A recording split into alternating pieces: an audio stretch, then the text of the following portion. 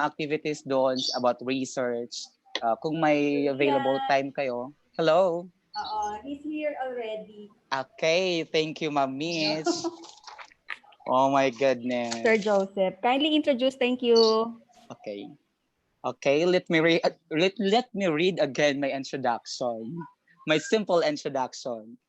Okay. Our speaker, ladies and gentlemen, is the president of the Experts Academy, a company which provides trainings through a well-designed courses to bridge the education gap between the schools and the industry. Ladies and gents, without any further ado, let me give you Sir Joseph Mark Aquino. Welcome po, sir. Thank you. Can you hear me? Yes, sir. Okay, I'll start sharing my screen. Of course, sir. Ay, sige po, sir. Thank you. Can you see my screen now? Yes, sir. Yes, sir. Okay, good. Thank you. Yes, okay, good afternoon to everyone. Sorry for a small delay because I quite having problem logging in. But anyway, so thank you for attending the seminar and thank you for attending this event. I hope you will be learning a lot from this seminar. So allow me to introduce myself first. I'm Mark Aquino. I'm currently the president of Experts Academy. So Experts Academy, as mentioned, we are not a school, we're not a colleges or university. We are actually an industry provider. Okay, so we partner with schools so that we can actually provide IT related courses that is ready based on the demand of the industry. So I used to work with OKADA Manila. So I used to be the network head of OKADA Manila. So my team built the infrastructure of OKADA Manila. But prior to that, I used to work with Smart Communication. I used to be the head of IP planning and design in Smart Communication. Currently, I'm serving as consultant for various government agencies that includes Department of Education, the ICT, Transco, Philippine National Police, and then some private corporations as well. The title of our seminar is Teachers and Student Support on an Online Environment.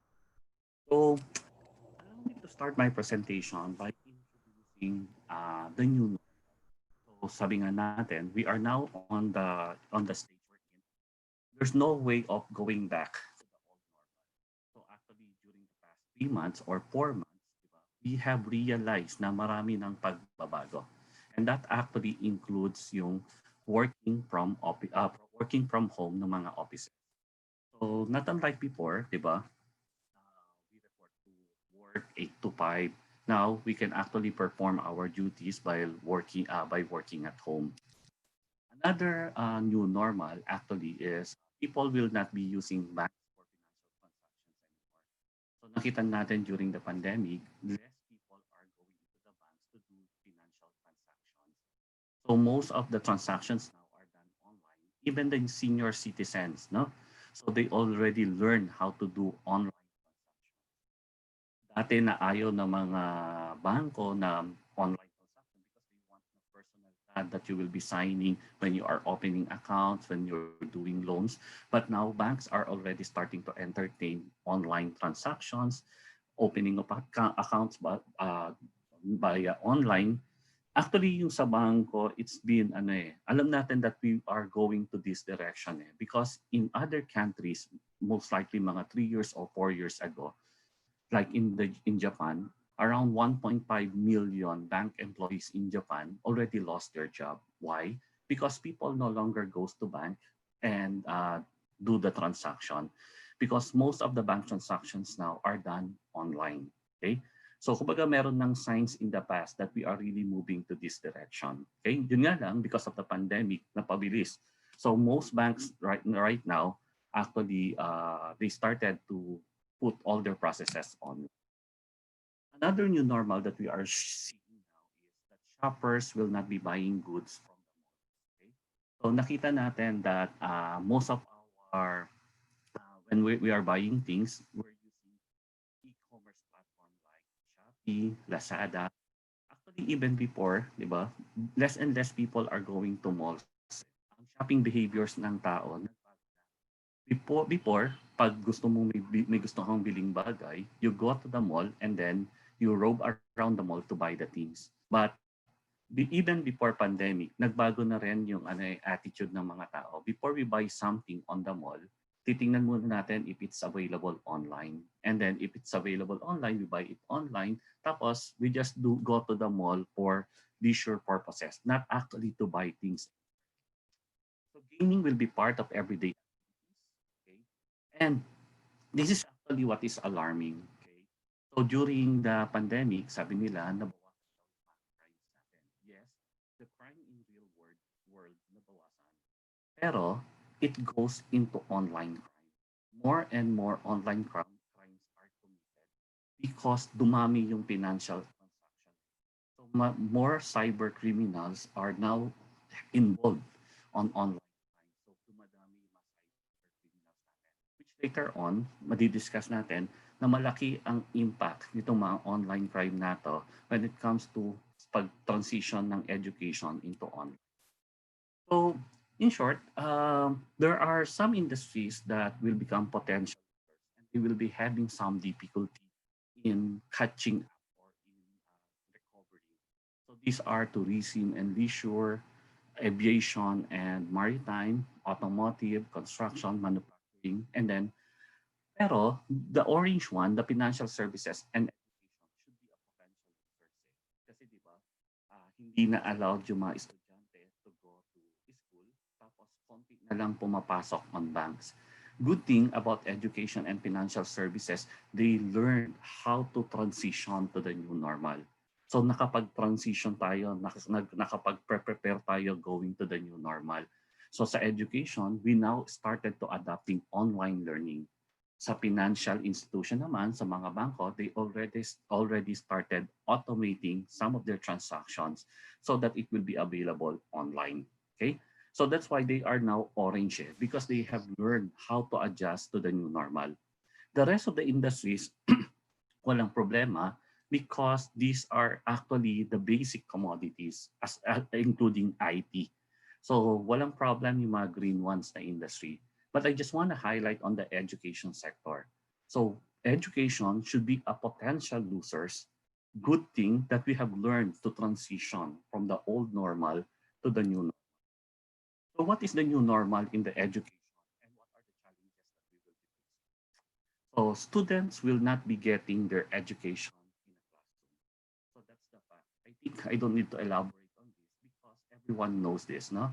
On August 24, we are not allowed, okay? Schools are not allowed to operate face-to-face. So if they can operate unless it is provided online. Now, so meaning, my question that I would like to ask everyone that are listening now is, will we be going back to the old solutions that might not work anymore? And the answer is, hindi na. So there's no going back on the old ways. Actually, yun nga yung challenge natin, di ba? We are so much exerting effort na from ECQ dati, gusto natin pumunta to the GCQ. Thinking na pag dumating sa GCQ, everything will going back to the normal. Pero that is not actually the case. So nangyari, dumating tayo sa GCQ, restaurants opened, pero what happened? Still, people do not go inside the restaurant because they are still afraid of catching up the COVID. So that means kahit na ibalik sa GCQ, there are businesses na hindi pa rin magwo-work because people are still afraid going to those businesses. So kahit na mag-open yung barbershops, I don't think it will going back to the normal. So the right solution actually, every time that there are changes that are happening, every time now, right now that we are experiencing pandemic, the best solution is actually to adjust to the new normal. Okay? So again, as mentioned, so from old normal, supposedly dapat during the time na nasa old normal tayo, dapat during nasa pandemic tayo, people and businesses should have learned how to transition from the old normal to the abnormal way. So that is during the time that we are on PCQ. So meaning they should start evolving and believing and anticipating na hindi na ako babalik to the old normal. So that when the ECQ was lifted, so companies should have been evolving now from abnormal to the new normal. Okay? So meaning wala na talaga yung old normal. So we are now on the stage na dapat tinatransition na natin yung mga companies natin at saka yung trabaho natin from the abnormal to the new normal way. Actually, one highlight kung bakit ko nasabi that there's no going back to the old normal, one is realizes that working from home is much ideal than asking 100% of the people to report for work. Why? Because some company realize na nung nag-work from home yung mga tao nila, people are more efficient, people are more productive. Why? Because, di ba, yung ibang tao kasi, they spend 3 hours traveling from their home to the office and then another 3 hours to go back from office back to their work, to their home. So that means they are spending 6 hours in the street. Pagdating nila sa bahay, pagod na rin sila, and then the following day, ganun ulit. Papasok ulit, gigising ng umaga. So when they reported to work, they are not as efficient as what they are now during the time that they are just working from home. So sabi nila, kasi nasa bahay yan, they might do, baka hindi naman sila magtrabaho when they are at home. So companies should also learn how to transition their operations. Gone are the days that you are measuring yung mga tao based on inputs. This is the time na nasa work from home sila, pero you need to change your ways also. You need to measure people performance based on their outcome, not based on how much time they spend working. So kahit na ba ilang oras lang i-spend niya, but the expectation or yung ine-expect mo that he can accomplish for the day, magagawa niya. So people should learn how to transition from input into outcome-based of measurement of their people. So that's actually for the company. So that's why I don't think we will not going back to the old normal. Because nakita natin that, yes, there are people that resist change because they are so focused on what they have instead of what they have gained. So meaning, nagko-concentrate tayo kung ano yung mawawala sa atin if we change. Pero if we learn how to transition ourselves, our company, going to the new normal, makikita natin na, uy, marami palang benefit that this particular change can also bring to us. Okay? So, going back dun sa nabanggit ko kanina when it comes to education system, we are now moving to the new normal in the education system. But we are faced with lots of challenges. What is the first challenges? What are the challenges that we have? First, I think everyone will agree with me. We have connectivity problem. Okay? We have 63% unserved territories. We didn't realize this until magkaroon ng pandemic. Okay? So for the past 30 years, yes, we have the big telcos, smart communication, so telecoms, plus the other mga telcos. But the challenge with those telcos, they are private companies. Okay? So hindi rin naman natin sila masisisi. The private companies, of course, they will invest on their capex, expecting that there will be a return of investment dun sa capex na nilabas nila.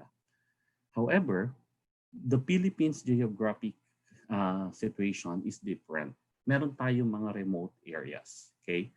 So, private telco will not go to remote areas. Why? Kasi hindi nila makukuha yung return of investment nila. Pero, the government must be there. Hanggat merong school dun, the government should be there. Okay? Because kung hindi makakarating ang connectivity area,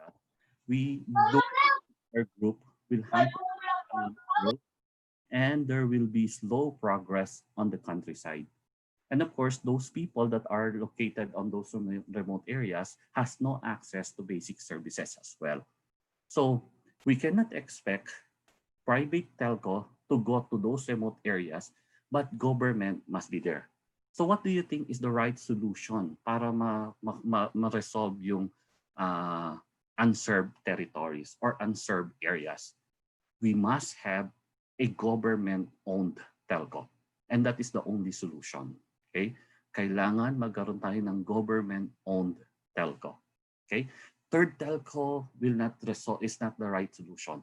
Fourth telco is not the right solution. Fifth telco is not right selection. Kahit maging 10 telco pa yan, hanggat private companies yan, hanggat private institution yan, they are still looking after return of investment. Mag-aagawan lang yan ng clients dun sa mga areas where there are actually, they can generate return of investment. So the only solution to resolve connectivity problem is really for the Philippines to have its own government telco. Hindi kakaiba tayo. Okay? Around 95% of the countries in the world have their own government telco infrastructure. And I tell you, that is the only solution to resolve connectivity. So supposedly, kung ako lang ang masusunod, Philippines should be Philippines is actually in a very good situation. Meron na bang nakadinig sa inyo that says that data will become, meron na bang nagsabi data will become the new oil? Whoever has, okay, the biggest data repository daw could be one of the richest country in the world. Okay? Because of data analytics. Kaya nga ngayon di ba? Naglalabasan ngayon agawan ng mga data. TikTok, mayroong mga accusations na nagka-capture ng data because data will become the new oil. Okay? So, who do you think should be one of the richest country in the world if this is true, that data will become the new oil? The answer is Philippines. Okay? Agree? So let me show you. God loves Philippines so much that He put Philippines geographically in a situation that it's the only country that can connect the East and the West. For the East to be connected to the West, it's the Philippines. It's the only country that can connect between the East and the West. Kaya nga pinag-aagawan tayo ng China at saka ng NATO countries. Why? Because of our geographical location. So, dati, may mga attempts to create fiber connection from east to west, but for unknown reason, laging napuputol yung mga fiber connection, or sometimes hindi nila ina-allow to pass the fiber connection to pass through the east to the west. So, ang ginawa nila before, okay, ang ginawa ni before, yung fiber connection pumunta on the north side. Dito dumadaan. So, lahat ng fiber dumadaan. Okay? Pero, nung nagkaroon ng Taiwan earthquake, 60% or 70% of the connection nandun sa north side ng So that's why it created chaos and nagkaroon tayo ng isolation before. Okay? So, what happened now is actually nakita ni Facebook yung opportunity na yun. So what Facebook did is, kung naputol yung nasa north side ng Philippines, so what they did is to create a bypass passing through the Philippines. This is a terabyte connection terminated in Poro Point and then exited Baleo. Okay? So this is terabytes connection that passes through the Philippines. So do you think, okay, so sa style ni Facebook na to, why did Facebook let it pass through the Philippines? To make the connection secured. Tama? Kasi kung nasa tubig lang yan, may chances na mapuputol yan. So what they did is they passed through the Philippines. So ano pwedeng gawin ni Philippines dito in the future? Actually, all data that passes through the Philippines, pwede natin lagyan ng toll yan in the future. It so happened that lahat ng bansa nakikita that Philippines will be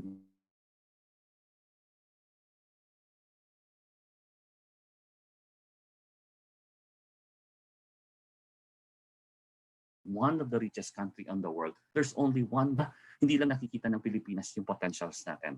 So Google is starting to get interested. eBay is, did I get lost? Can you hear me? Medyo napuputol, sir, ng konti. Can you hear me now? Can you hear me now? Sir. Yes, Yes, sir. po. So other OTT companies become interested as well, and they show interest na okay, let us explore to pass through the Philippines. And if this happens, what do you think will happen? Philippines will have the biggest repository of data. Diyan dadaan lahat ng mga data natin. Actually, some other companies, some other OTT companies is exploring to make Philippines as one of their data cache. Meaning, kung halimbawa yung mga data coming from the US papunta sa Asian country, masyadong malayo yan eh. So ang gagawin nila, ika-cache nila sa Philippines. So that yung data will not no longer come from the US, it will just come from the Philippines, yung mga data that is being cached. And I'm telling you, there are lots of potentials geographically yung Pilipinas. I think that is actually how God loves the Philippines so much. We are so blessed that we are put in a situation that it's the only country that will connect the East and the West. And I think there's a reason for that. Okay? So, aside from connectivity, aside from possibility that we will have the data, ang challenge pa natin is the digital proficiency of the team. So medyo hindi tayo nakapag-prepare when it comes to digital proficiency. So there are still teachers, around 30% to 40% of our teachers that are hindi pa rin ganun ka-tech savvy. So they are not really that tech savvy pa when it comes to computer essentials. They don't have that much background pa on online essentials. What more on content development? What more on security? What more on learning management system platform? So I think this is still one of the considerations that we need to look at because we need to educate some of the teachers. Another problem that we are facing is cyberbullying case. So pag sinabi natin students, ito nakakalimutan po natin eh. We are so busy for the connectivity, exploring learning management system platform, content development, but we are forgetting something that students will be more exposed now. More exposure on the internet, meaning there's a chance that more exposure din yung bata when it comes to cyber criminals. Okay? And one of the some other cyber issue. And one of them that I am really afraid of is cyberbullying. Because wala pa nga, hindi pa ganun ka-expose yung mga bata on the internet, there are already lots of cases of cyberbullying that is around the internet. So what more that we have this, that students and kids now will be spending more time on the internet. Okay? So do children know of any other children who have been a victim? So from 7 to 12 years old, so 30%, okay, alam nila that they are cyberbullied, or if they know someone that are cyberbullied. From 13 to 16, 40%. Cyberbullying usually happens where daw? It all usually happen in social media. Okay, so the rest are saying in chatting and in texting, but majority it happens on the social media. Okay?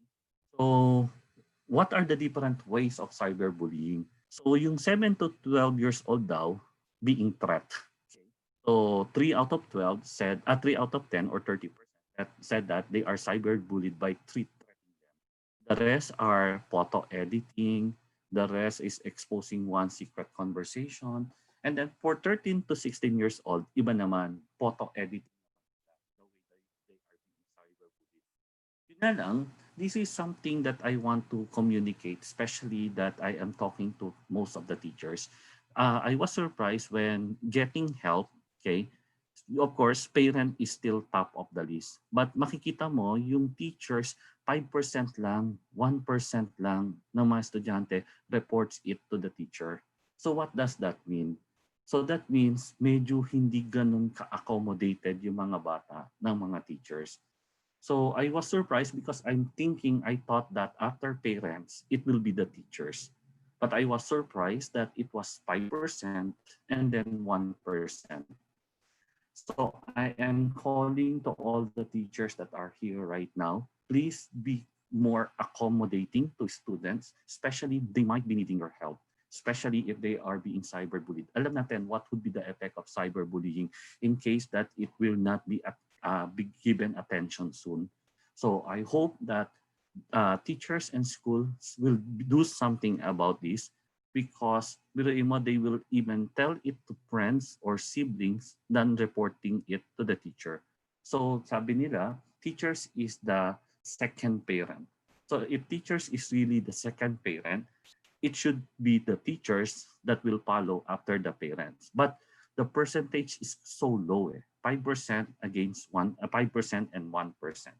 So that means kailangan natin to give more attention to this. The school needs to have more good policies when it comes to cyberbullying and some other problem that we are facing in the Philippines is phishing. So sad to say that Philippines ranked #1 in Southeast Asia when it comes to phishing victims. 17.3% of our population are victims of phishing attack. Pag sinabi natin phishing attack, these are yung pinadalan kayo ng email, and then some of the cyber criminals parang nagpanggap kunwari from bangko, sasabihin nila, hey, I am from BPI, we are actually updating yung systems namin, and as part of our systems upgrade, we need to validate the accounts of our customers. Can you provide me your name, your maiden's name, your birthday, and then they ask they ask informations from you. And some of this information are already sensitive information. Pero dahil napeki ka, na nakita mo may logo lang ng BPI, you thought it really comes from the BPI, you shared all your information or all your information. Another problem when it comes to phishing victims, another type of phishing attack is nagpadala sa iyo ng email and then they ask you to click a link. So that's the challenge, okay? May pinapaklik sa yung link to win something. So some of us will actually click those links. Pero ito kasi ang situation natin. Cyber criminals, okay, they know that if they will attack from outside papunta to corporate network or papunta sa mga network, they know that networks are usually protected. So alam nila na may mga firewalls yan, may mga IDS yan, IPS, DDoS, plus many other security equipment, security solutions in place. So cyber criminals that knows that it is quite difficult to attack coming from outside to the inside. Okay? Pero ano po gagawin ng cyber criminals? So they will enter your network in a form of legitimate data. And what is that data? They will enter your network in a form of email. Since email po yan, makakapasok yan to the network. Ang gagawin lang ng cyber criminals is maghihintay lang po siya na merong isang empleyado or isang teacher na magkakamali po to click the link so that they can launch the virus, the malware, and the different kind of attacks. Okay, so that means once the teacher or once anyone in your company click that link, the attack will already be launched. So some of the attacks are quite dangerous because it will install something in your computer and the cyber criminals can monitor already all your transactions, can monitor already all your activities on your computer. Okay, so as easy as that po. Okay, so therefore, we are also challenged. Philippines need to create a security awareness program so that we institutionalize security, so that security will become the top of mind of this country, so that we will create a security aware citizens of this country. And this 17.3% is very alarming. Okay, so we should start educating. Okay, so that's why I think the education when it comes to security should start with school as well, especially now that we are transitioning to online education. Okay, of course, those are problems, pero meron naman din namang mga solutions naman. So, allow me to highlight 4 items on this particular webinar. So one is how to build a security-aware citizens or how to build a security-aware educational. So these are online security policies and security parents. So that means school, before you allow your students to have access to your learning management system platform, you need to create first online security policy. What are your guidelines? Okay. If there are cyberbullying happen, what's your policy? Will you allow your teacher to communicate to your students via email? Okay. So later I'll specify. Another is digital proficiency for teachers. So hindi naman po natin pwedeng pabayaan yung mga teachers natin na hindi ho tech savvy. All they need to do is a help from us. All they wanted is just to help them so that we can educate them so that they can actually perform their job also as a teacher. So we need to have a digital proficiency for teachers program so that, but we will start with assessment. Tama? Kasi gusto natin malaman ano muna yung ano ba yung current baseline ng institution ko. How many percentage of my teachers are already good with computers? How many still needs training? How many already knows internet, how to use internet? How many are not? Di ba? So we need to have those kind of skills assessment and development plan so that we can create a training development plan for teachers. Another is, how can you make your school different? Okay, so medyo challenge po kasi tayo ngayon eh. Dati, here's your school, and then who are your students? Your students are actually the students around your vicinity.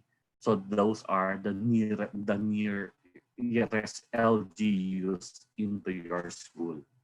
Kasi it requires physical distance. Now that we are transitioning to online education, there is a possibility that you will have students from other provinces, and there's a possibility that your students before will now become students of another school because they are offering a better learning management system platform, they are offering better packages, they have value-added services. So we also need to make sure that your school should learn how to make differentiation so that you will become a preferred school when it comes to online. Kasi po, everyone now is your competition. Before, your competition is kung Laguna ko, my competition are only schools that are in Laguna. But of course now, okay, kahit saan po, pwede ko kayo magkaagawa na ng estudyante. And of course, we also allow me to share some highlights on learning management system platform and what are the key parameters na dapat tingnan natin when we are exploring what is the right learning management system platform that should.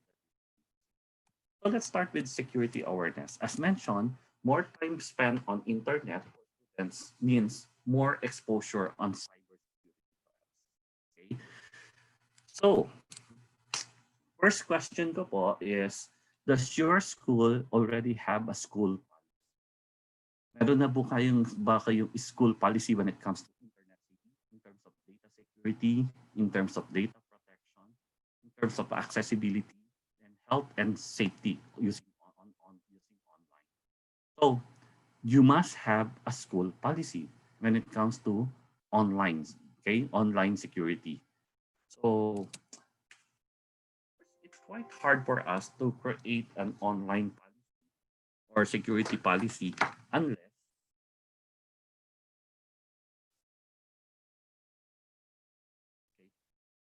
unless we know what are the different online ways. So as mentioned, I mentioned already about online bullying. This is when an individual or group of students make another student feel threatened or marginalized. As mentioned, a manner of attack is spreading Photoshop image or spreading videos or spreading lies on the internet. Other threats includes threats on life and security, threats on family, and then some are actually doing. Then the platform they are used, nagmamatch dun sa study, social media. So we have Facebook, some are using cell phones, and some are using blogs for cyberbullying. So usually, sino po yung mga victims? Most of the time, these are the students, okay? 17 and below. In terms of gender, 57% female, 43% male, and then others are 79% ang nagbully sa kanila, isang tao lang. But there are 21% that bullied by a group of people. Okay. So aside from cyberbullying, okay, my question is, what is your school policy now when it comes to cyberbullying? I have a very good recommendation. When setting up a policy when it comes to cyberbullying, please don't make it difficult for the student to report cyberbullying. Usually, they are so afraid of disclosing yung cyberbullying because they are afraid to disclose information. So, kasi baka lalong lumala yung situation, lalo silang pag-initan. So the more information na hinihingi natin sa estudyante, the more that they will not tell it to us. Okay? So I think that is the reason why students are quite hesitant to tell it to the teachers because the teachers will actually ask so many details about the cyberbullying. In some in some countries, what they do is it's a matter of just a button. So the student does not need to disclose his name first, just providing his number lang or email address lang. So just to report that I am being cyberbullied. So yung teacher, yung kung sino man yung in charge for cyberbullying, they talk to the students until magkaroon na ng comfort zone yung bata to talk with their what do you call this? Kung sino man yung in charge in the school, and then until such time that the students will disclose more information. So what I'm just trying to say is when setting up the cyberbullying policy in your school, please don't make it difficult for students to report cyberbullying. The easier for them to report it, the more that na madali nating maagapan yung cyberbullying. Some other potential online risks on the internet include, okay, so this is taking and sending of sexually suggestive or explicit messages using mobile phones. Other online risk is receiving unsolicited messages. So there's a possibility that teachers and students will be receiving spam or junk emails, and then when you click the link, it contains viruses, malwares, and some other forms of attack, or tricking users to disclose personal information. Okay. Other potential online risks include accessing or downloading of inappropriate materials. So right now, there are lots of inappropriate materials on the internet. So hopefully, there are ways that we can actually filter some of these inappropriate materials, so which I can share later on how we can actually mitigate this attack. And some are doing false identities. So these are people that make friends with the intention of tricking young people to inappropriate behavior, either while they are online. So meaning nagpapanggap. Okay? Sometimes, madalas nangyayari po ito on social media. May nag-create ng another account, another account ng kaibigan mo, and then they will friend you. So you thought at first these are your friends or nakikipagkaibigan. So these are actually false identities.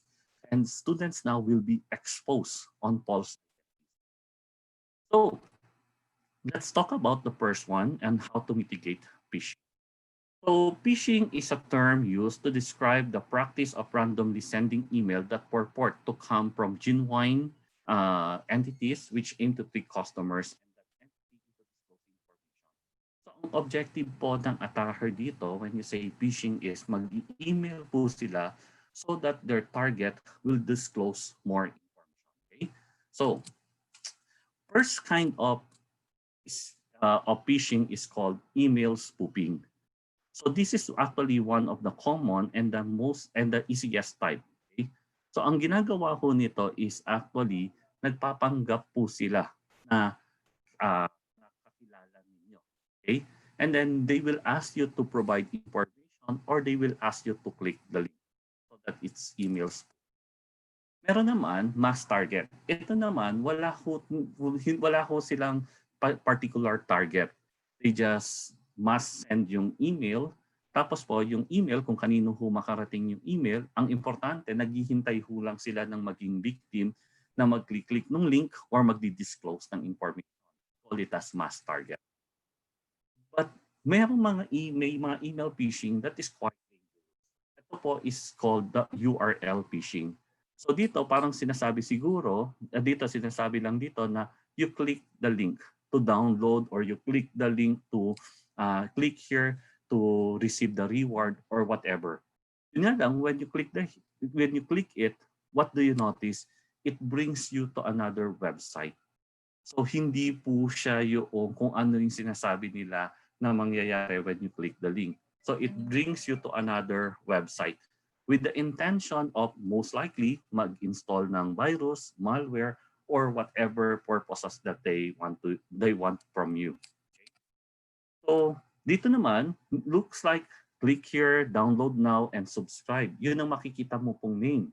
Pero embedded po on those names, po on those action phrases are actually links that will bring you to another website or that will install viruses or that will install malware on your computer.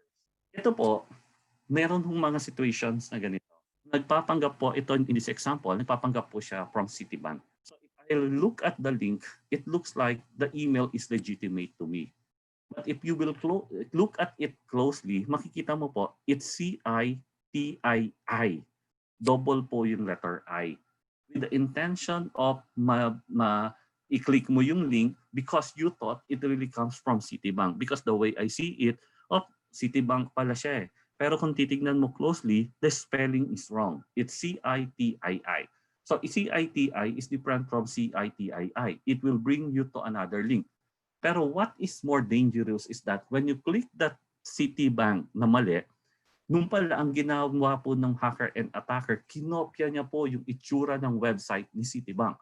So when you click that link, ano nakita niyo po? Parang legitimate site din po. However, okay, so ano ginawa niyo? You do financial transactions on that website and then you were surprised na hindi ho na debit or na credit dun sa credit card information niyo. Because you're actually accessing or you actually paid on a different bank. Okay, so that's actually they call it as URL phishing or misspelled URL. Another is Homograph Attack. So ang intention ng hacker dito or ng attacker is that mag-transact ka with Amazon.com. So kung titignan ko po yung URL, it's Amazon.com sa unang tingin. Pero if you will look at the letters closely, hindi po siya AM. It's actually ARN. Yung R at saka N, halos magkadikit po siya that it will appear letter M to us. So therefore, people will click the link thinking that it's Amazon. Pero actually, what is written is arnason.com. So they call it as homograph attack. So again, when you click the link, baka kinopya ho nila yung website ni Amazon.com. Now you're transacting to a wrong URL. Okay? What else? This is usually common. When you go to the website, meron hong pop-up messages. Please do not transact on pop-up messages. Okay? Kasi po, hindi po kadalasan when you are transacting on a legitimate company, hindi po sila gumagamit ng pop-up messages. Usually, pop-up messages are created by marketing people. Pop-up messages are actually created by hackers and by attackers. So do not make any transactions on pop-up messages. Okay? Because hindi po porket lumabas yan when you open the link, it doesn't mean po it comes from that particular website. No, most of the time, it's actually comes from marketing people. Okay lang kung marketing people lang yan, but the problem is baka po hackers or attackers ang gumawa ng pop-up messages. So do not make any transactions on pop-up. Another kind of attack is CEO fraud. Ito po yung magpapanggap po siya that they are the principal, the dean of your school, or ito po yung mga owners ng company. So pwede ang target nila is the finance department. Sasabihin na I'm on the middle of transaction. Can you deposit 1 million pesos on this? Since yung email looks legitimate to you, na galing dun sa CEO nyo, so ginawa ko ng finance department is nag-deposit po ng money. Or HR, humingi ho ng database ng estudyante. So thinking that it comes from the dean, so the HR provided the information to the dean. So pero, okay, hindi po pala galing sa dean. So, okay, so what is my first, meron pa pala. Another type of attack is malware injection. Trojan horse viruses. So this happened when you click something on your internet, tapos po, hindi pala po legitimate link yun. Those are actually malwares like Trojan horse, virus. Yung virus, you will have a screen something like this. But what is more dangerous are the likes of ransomware and worms. Kasi yung ransomware po are attack ng .exe file siya. So meaning, the moment you open this file, your machine will be get corrupted. Yung worms naman actually allows a backdoor access to your computer. So when you click this link, the hackers and the attackers or the cyber criminal will have access to your computer. So makikita niya po lahat ng mga transactions mo without your knowledge. So that's the question now eh. How sure are you na yung computer po na ginagamit nyo does not have ransomware, does not have worms installed? Especially if for the past several years, no, hindi wala kayong antivirus, that is a problem. So someone should maybe have installed ransomware or worms already. So this is the current situation po, mga sirs at saka mga ma'am. Pag dalawa lang ho ang klase ng attack, okay? Or yung attacks na alam mo that you are being attacked, and yung attack na hindi mo alam that you are being attacked. So the best is actually to provide security solutions. Okay, you need to make sure that your computers are actually protected. Spyware is a kind of malware that monitors the action of the victim over a period of time. So ito rin po, binomonitor niya what are your actions, what are your activities in your computer, and it can be installed in your computer as well.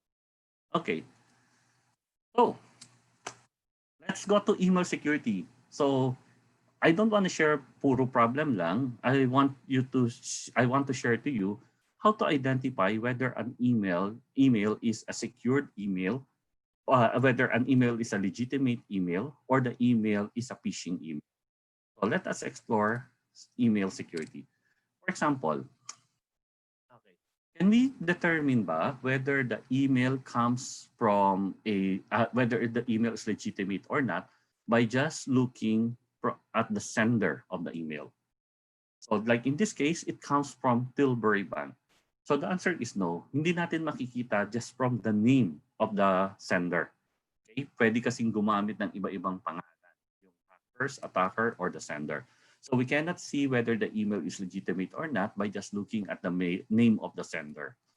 So can we determine whether email is legitimate or not by looking at the subject? The answer is hindi rin po. Kasi usually, the subject are used by the marketing people to get the attention of the customers so that the customer will be clicking the email or will be opening the email. So pwedeng oo, pero pwedeng hindi po. But most of the time, do not use the subject as a basis in the whether email is legitimate or not. By looking at the logos and the names, okay, do you think the email, you can determine whether the email is legitimate or not? The answer is no, because yung logo naman, you can download it anywhere. Pero what about the link? So the link can be a good reference whether the email is a legitimate email or not. Okay? So like in this case, it's www.tilburybank.com. I don't see any wrong in the spelling. So that means this is a valid URL. And usually, nakikita mo pa yan, HTTP or HTTPS. What's the difference between the two? Pag HTTP po, hindi po secured yung website. But if HTTPS po, yung nakikita nyo on the browser, that means the website is secured. So that's the main difference between HTTP and HTTPS. Yung S meaning secured.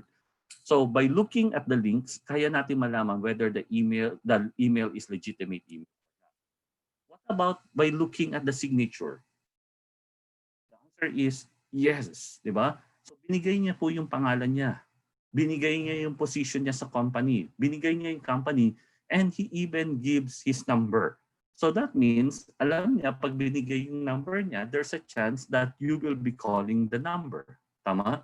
So better you call the number first, especially if they're asking information from you. You need to validate, okay, whether this email really comes from Tilbury Bank, especially if they gave the number and they asking you information. Okay. So what about sa email address ng sender? Yes. Okay. Ito po ang unang-unang pakiusap ko, calling to all the teachers and to the administrators of the school. Please do not communicate with your student using public email. Why? Okay. Ako po kasi, pag mag-explore ako tumitingin ako ng email, if I see that it comes from a public email at ang nagtatransact po sa akin is a legitimate institution or legitimate company, okay? So reputable companies have their own domain. Gumagamit po sila ng sarili nilang domain. So if I see it's public email, malaki na po yung doubt ko that it could be a phishing email. Again, please do not communicate with your students using public email addresses. Why? Because you're putting your students at a big risk. Because if I see your email address, for example, if ako yung hacker and attacker, I know that you are a teacher and I know that you are using a public email, ano po gagawin ko? It's just a matter of just creating another account using your name, and now I can transact with your students. So please kindly protect your student, because the first policy that you need to put in when you create your school online policy is students should not entertain any transactions from teachers, administrators of the school unless the email comes from a legitimate domain, not from a public email. Because if you continuously were using public email to communicate to your student, there's a big chance po, okay, that hackers and attackers will start communicating with your student using a public email as well. Pero kung meron po kayong guidelines to the students na, hey students, pag wala kayong entertaining email unless it comes from our school domain. Let's say from abcd.edu, di ba? At hindi po at gmail.com, hindi po at yahoo.com. Please encourage your school administrators to create a public domain email, to create a school domain email for all the teachers. Give instruction, kasi that will be the first policy po that I will be suggesting, that students should not communicate with anyone na gumagamit ho ng public email. Teachers should only communicate with students using a legitimate email of the school or through the learning management system platform. And that is the first step and one of the best way that you can actually secure that your transaction with the students are actually just between you and the students. At hindi po kung sino pong nagpapanggap using a public email. Okay? So, public email, pag nakita po natin, okay, medyo 1 point na po yan, that it could be a phishing email. Again, by the subject, hindi ho natin ginagamit as reference yan to determine whether email is legitimate email or not. However, in this case, it offers money. So kung may nag-offer ho ng money and you know that you did not join any raffle or you did not join any promos, of course, you should not expect that you will be getting a reward or a refund or whatsoever. If the email has grammar and spelling, there's a possibility that it's a phishing email. And if the email is requesting information from you, especially if the email is requesting sensitive information from you, again, do not share sensitive information to everyone. Okay? And if the link, okay, is not legitimate as well. So the legitimate bank domain is tilburybank.com, but in this case, the hacker put tilburybank 411. Okay, so there's a possibility that this is not a legitimate. And you are rushed for a response to provide the information that you need to respond within 3 days. Okay, so ngayon, let's say in this case, nakita natin, ano mga titingnan natin whether the email is legitimate or not. So make it a practice that every time that you are opening an email, you need to identify whether the email is really legitimate or not by looking at this. Number one, meron nakalagay dito, verify your tax information. Oh, a big no already because it asks your information. Then send for out your paycheck on time. So you are being rushed, and they are asking for more information. So again, if they are asking so many information, do not disclose any of your information. Kahit na po galing pa yan sa HR nyo, Office of Human Resources, di ba? So pag nakita nyo ho, galing sa HR, you check the source of the email. If the source of the email is not the email address of your HR department, do not entertain it. Tama? Now, kaya nga sabi ko kanina, please use a school domain, not a public email, because someone can just copy and someone can just create another account for your human resources, for your finance, even for the school directors, di ba? They can just create another accounts for these people. Now, ang question ko is, what is the right thing to do? If you see a phishing email similar to this, what would be your action? Some might ignore it. Some of you will delete it. Again, so you need to create another policy po. What would be the procedure if someone detects a phishing email? So ano po dapat ang action natin? The right action is to report it to IT department so that others will not become victim. So it's another policy guidelines that you must have on your security online. So in terms of email, what is my suggestion? Number one, you need to create an email using your school domain. Never use public email in transacting with students, and install antivirus on your devices. So what kind of antivirus? You need to install antivirus that are not downloadable on the internet. Why? Because those antivirus that are downloadable on the internet can only detect existing virus. So enterprise-grade antivirus like SOPHOS, McAfee, Trend Micro, those kind of antivirus, they have the scrubbing center. So any part of the world, nagkaroon po na nakapag-detect ng virus, it will automatically forwarded to the scrubbing center and updates all the computers using, let's say kung SOPHOS yan, they will update all SOPHOS users about the new virus. So you are ensured that your computer is always up to date with antivirus. Okay? Any question po on phishing? So at least we have set 2 security guidelines for now when it comes to phishing. Never use an email domain, public email domain when transacting with students, and use antivirus.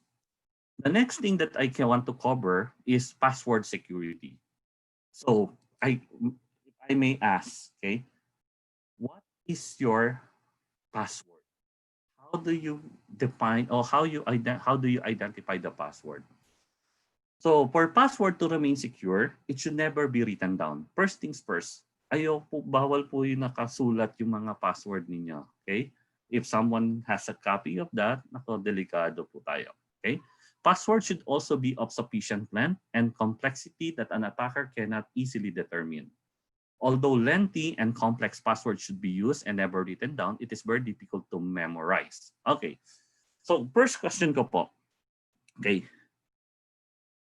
Do you know that 60% of the users, alam po yan ng mga hackers and attacker, that 60% of us that are listening right now uses your name, the name of your loved ones, the birthday, your birthday, and the birthday of your loved ones as their password. Okay? They know that 60% of the users nag-e-evolve lang po ang password sa name and birthdays of their loved ones. So that's the problem po. So those information can easily be get on Facebook. And once I have all those informations, it's a matter of script and I can instantly decode your password. So the hackers and attackers are using script and by capturing all those informations, and then they can easily decode your password. Okay. Now, what else? How often do you change your password? Baka naman 3 years na, 5 years na, hindi pa ho tayo nagpapalit ng password natin. How sure are you na wala hong nakakaalam ng password natin for the past 3 years and the past 5 years? So make it a practice that you are changing your password from time to time. In corporate setup po, the passwords are usually changed every quarter. Okay? So that hindi ho na kung may nakakaalam ng password nyo, at least every quarter, your password is being updated. But the most dangerous part po is yung password po na ginagamit nyo on your social media account, I believe it's the same password that you are using for your school email, for your corporate account. It's the same password that you are using.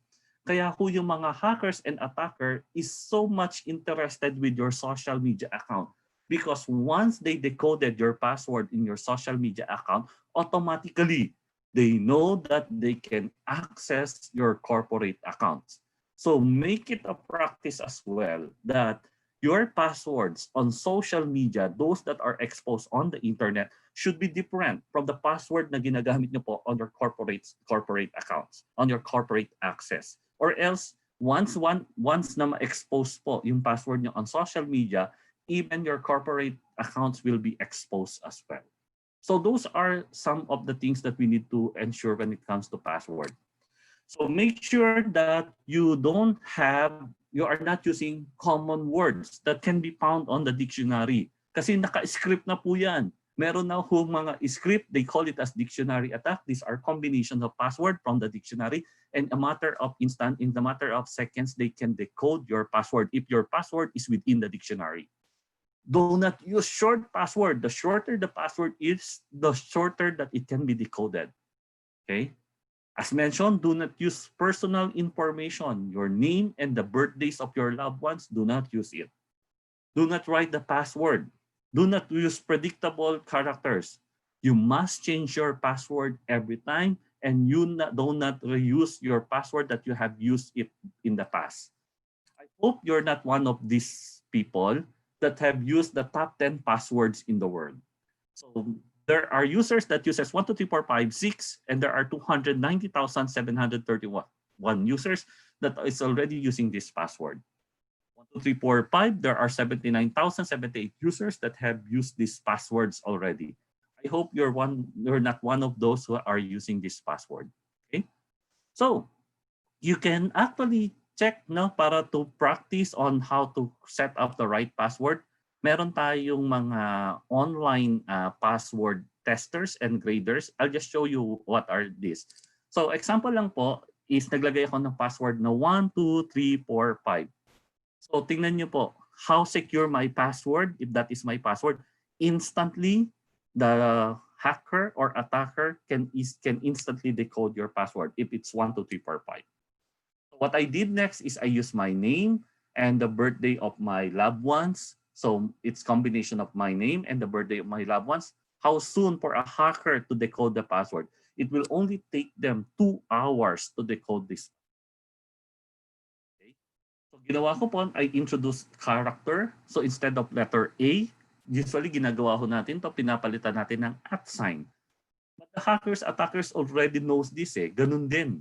So if this is my password, look, it will only take the hacker and attacker 9 hours to decode my password. But if I use this, something similar to this, ginamit ko is the name of my company. So it's not my name, but these are combinations of my name, capital letters, small letters, characters, and numbers. So it will take 204 million years before a hacker can decode the password. So you can use these applications to determine how strong your password is. So, practice question in terms of password. Hi, this is Chris from IT. So your IT department contacted you. Our system indicates that there's a problem with your corporate email account. Can you confirm your login and password for me so I can check your account? So, will you share your password with your IT department? Okay. Will you share your password with your IT? The answer is no. Okay? Kahit na IT pa po yan ng kumpanya ninyo, that is not allowed. Username, passwords should be kept confidential, even from your IT department.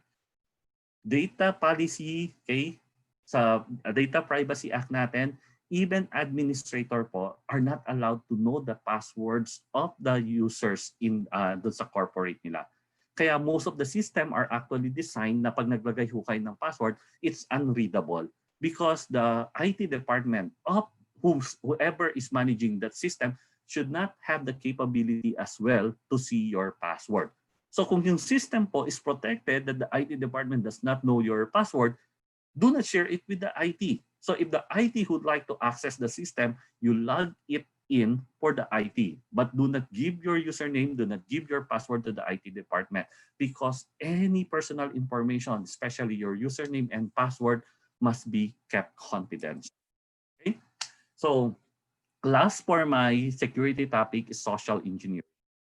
So people have a tendency to easily trust others. Kaya nga po sa Facebook, we just easily, madali lang po tayong mag-friend. No? Pag may nag-friend request, ina-accept lang natin.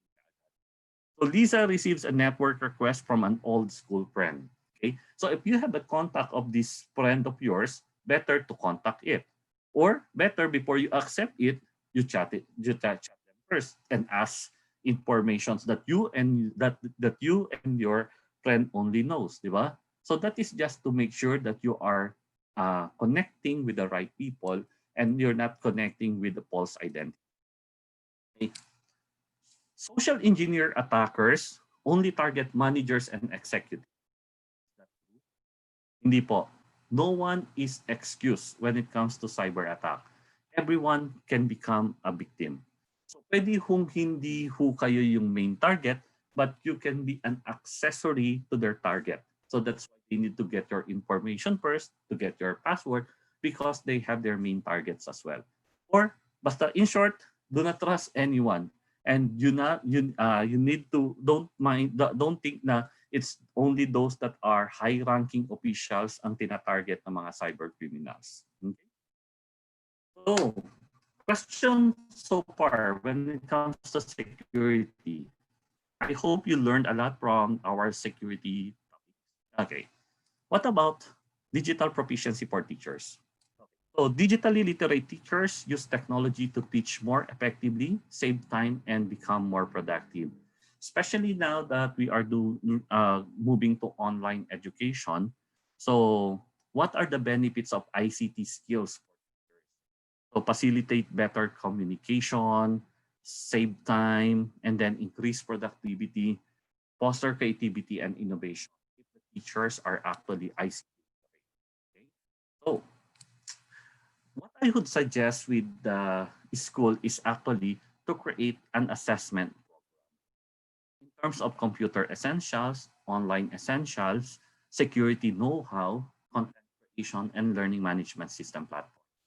The objective of this is actually to identify how many of your teachers are already okay when it comes to computer. How many are already okay in terms of online internet, and then in security, in content, and LMS platform.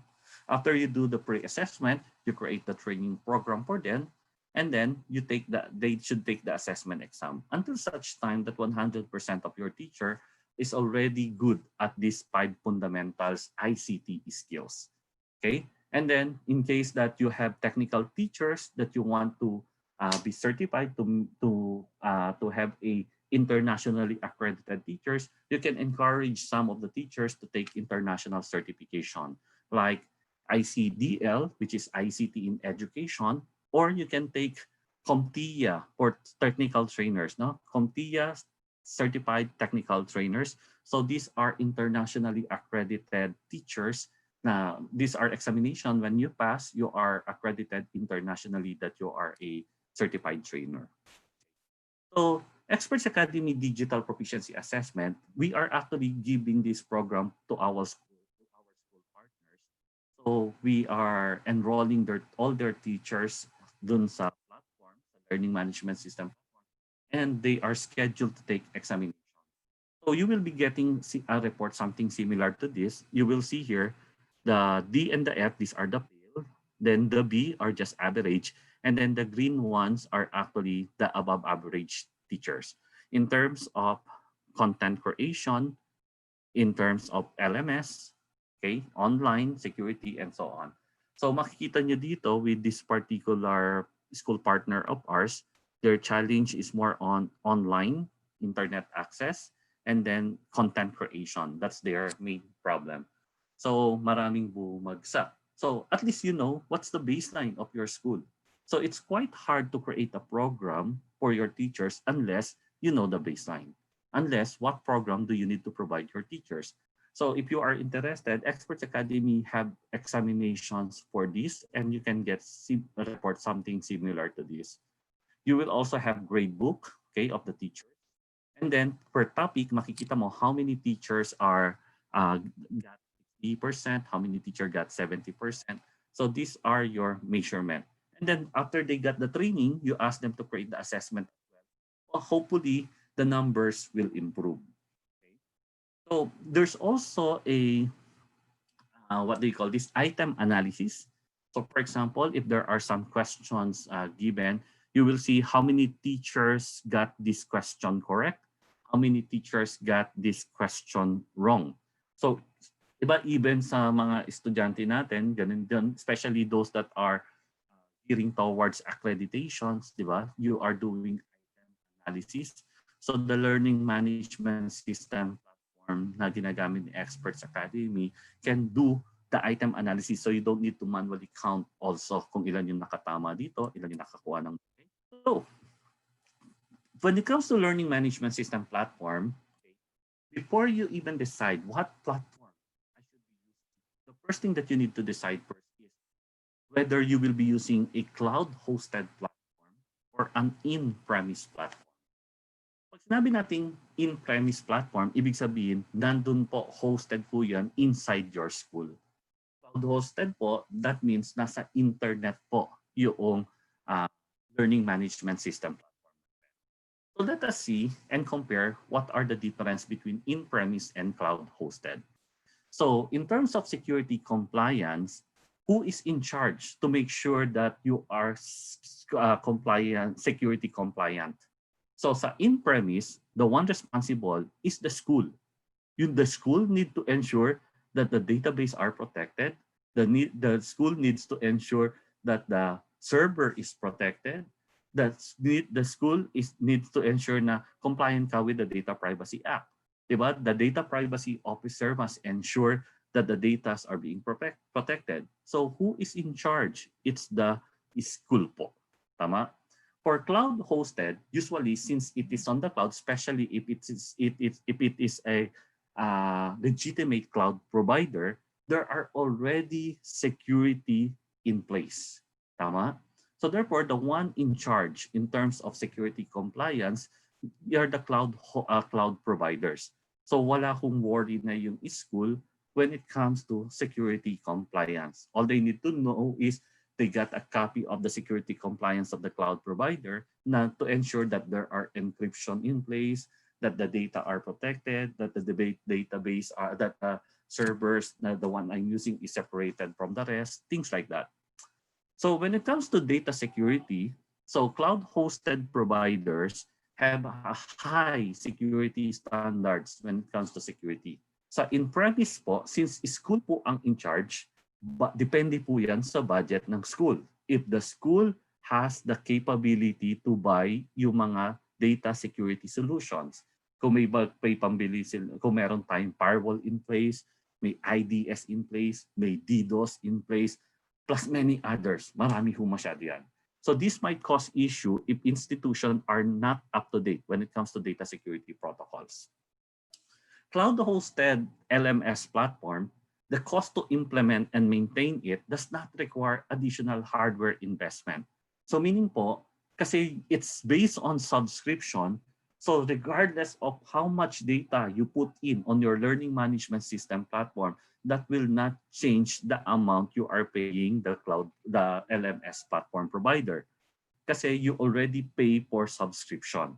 However, on an in-premise, the one responsible for upgrade of hardware, software, kasi pag napuno po yung database, school po, magdadagdag pa ulit ng storage. Kung bumagal po yung computer, kailangan pong magdagdag pa ulit ng server yung school natin. So the one that maintains it, and there's additional cost po as we upgrade, as we add more storage, as we upgrade yung mga devices natin. And then you need to make sure that you are also the one paying for antivirus plus many other stuff. Okay, so ease of implementation for in-premise, this will require more organizational tasks. If the hardware and software are already ready, if the software and hardware are already capable to accommodate yung mga ilo-load ko. For cloud-hosted provider ng LMS platform, usually it's already ready to implement because they have this certain level of capacity na load ka lang po ng load kasi anyway, it's unlimited. Okay? So, what are the LMS platform na nasa cloud-hosted? So these are the likes of Neo LMS, the one that we are using in Experts Academy, the one that we are giving, yun yung po binibigay namin solution to our school partners, and Google Classroom. Other learning management system platform are actually in-premise. Meron silang cloud-hosted pero hindi po talaga fully cloud-hosted. So allow me to introduce to you the Neo Learning Management System by Cypher Learning. So Neo po is a world-class, award-winning learning management system for use by schools and university. So Neo provides an e-learning hub for managing all classroom activities, making teaching easier and boosting student engagement. So these are some of the features po ng Neo LMS. Okay, so we have the teach portion. So if you will notice po dun sa platform natin, it creates rich, engaging classes with our built-in content authoring tool. So that means po, when you create the classroom, okay, drag and drop lang po yan, and then it's a matter of readily available na po yung mga interfaces. So save time on teaching activities. You have graphical class catalog, add rules to define the flow of classes. Okay, mamaya pakita ko po yung live po. In terms of learning po, so they have a clean and intuitive learning design for a delighting learning experience. Access to class information anytime, anywhere, since it's hosted po on the cloud. So achieve goals through learning paths. Pwede ho kayong mag-create ng learning paths na pag natapos po nila tong activity na to, saka lang ho magiging visible yung mga next set of classes. For example po, let's say nag-create po ako ng isang buong sa subject. Tapos po, meron akong nilagay na mga lessons per subject. Ito yung first grading period. I don't want the second grading period visible to the students. Pwede po yon. Kasi gagawin po, ito lang po, pero created na po lahat, pero yung visibility po, pwede pa po nating i-hide to the student if you just want the first grading period available to the student. Okay? Easy tracking of your progress. So lahat po ng mga bata, makikita nyo po yung percentage nila kung ano na po yung progress nila.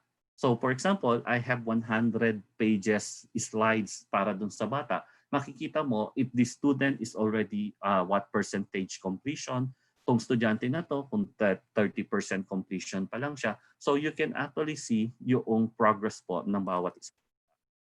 When it comes to assessment exam, we have 12 different types of assessment. So you can do true or false assessment. You can do drag and drop. You can do multiple choice question, one answer. You can also do multiple choice, multiple answer. You can do essay. You can do group activity. And then ang advantage po ng Neo LMS compared with other learning management system platform is you can create performance tasks using rubrics. Okay? Pakita ko po in a while. You can easily organize files in the resource catalog, share resources with your students, teachers, schools, and districts. Okay. So let me access.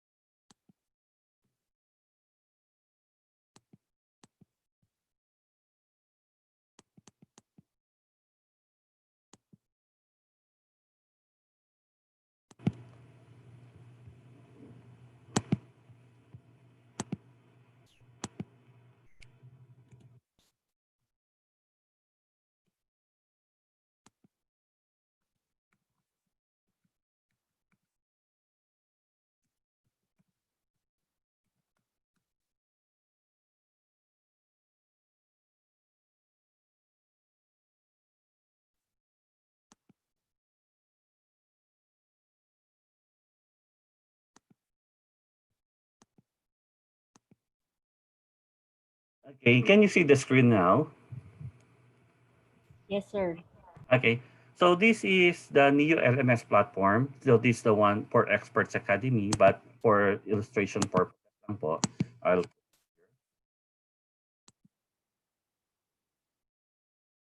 okay. So as you can see po, so this is yung Experts Academy and this is the first panel. So when you are creating your or when you are starting po yung learning management system platform, this is already available po yung panel. No need to configure yung mga content nito. So all we need to do is to use it and customize it for our school. So ang first step po actually when doing this is actually creation of users. So you will notice you have administrators, students, teachers, and parents po. Okay? So instructors and parents po. Okay? So pwedeng teachers, pwedeng instructors, we can rename this. So the administrator po, ito po yung in charge po of the overall control ng learning management system platform ninyo. So in short, the administrator or the super administrator can add teacher, can add student, can create classes, can view gradebook, everything pwede po niya makita. Then we have the instructors po. Instructors are actually your teachers. Once you created the class, ina-assign lang po natin yung instructor to a class. So the teachers will only have access dun sa mga klase that they are assigned at.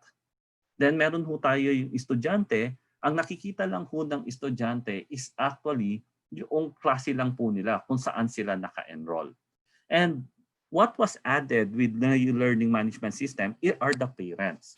So yung parents po, okay, pwede pong i-link yung parents to the students. So meaning, pag meron nakikita po ng parents yung performance po ng bata on quizzes, attendance, nakikita rin po ng parents, at saka performance niya dun sa mga examination. So you can link the parents to the students as well. So how to create an account? So pag mag-create po tayo ng account, let's say I will add an administrator, makikita niyo po, it's just as simple as clicking this, and then you can now add an administrator account. So pwede pong via form.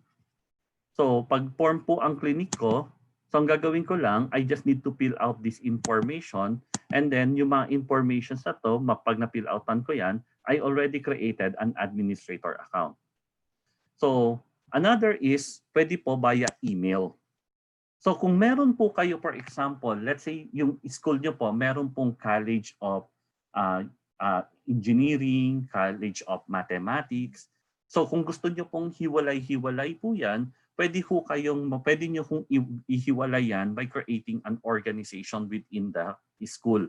Tapos pwede kong iba-iba yung administrator for each organization. Para po halimbawa, si Dean po ng Mathematics, makikita niya lang po lahat ho ng mga subject under their department.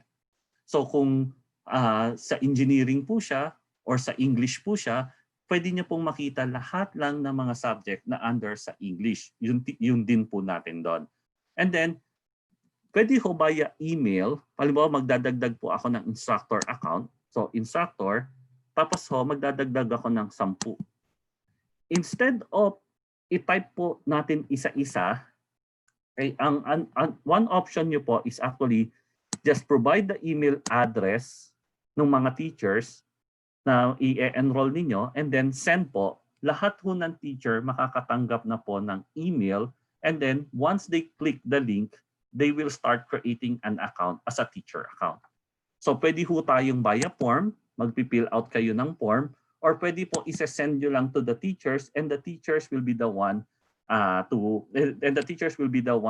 fill out the information para ma-enroll po into the system.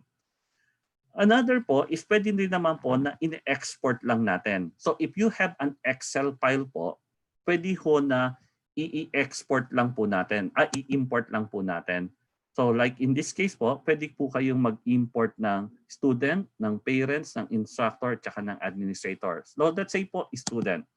So all you need to do is to add the file, and then automatically kung may Excel file po kayo ng estudyante, you don't need to type each of the student. You just need to import the file as long as you need to make sure na ito po yung laman ng LMS.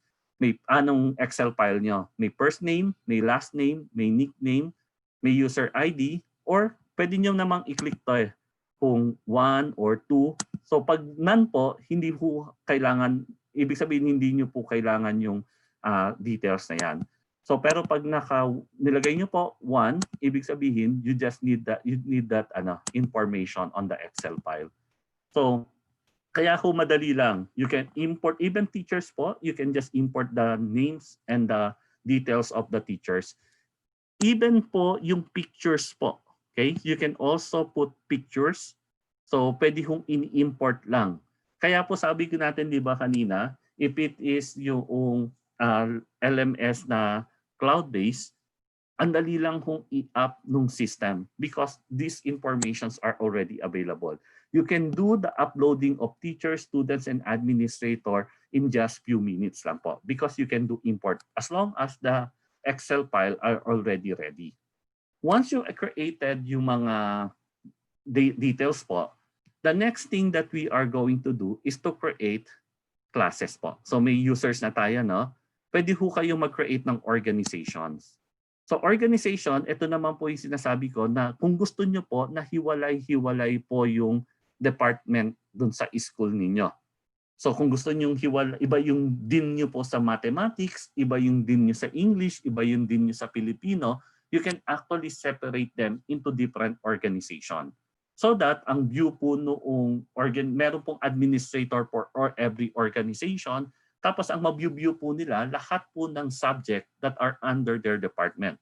Mabview niya po lahat ng mga hawak ng teachers that under their department. So you can do it using organization. So meaning from the main LMS platform, pwede kang mag-create ng different organizations inside. So once na meron na tayong users and meron na po tayong organization, we can now start creating courses. So ito po yung subjects natin. So pwede ho akong mag-add ng course, for example. Let's say I'll add digital proficiency for teachers.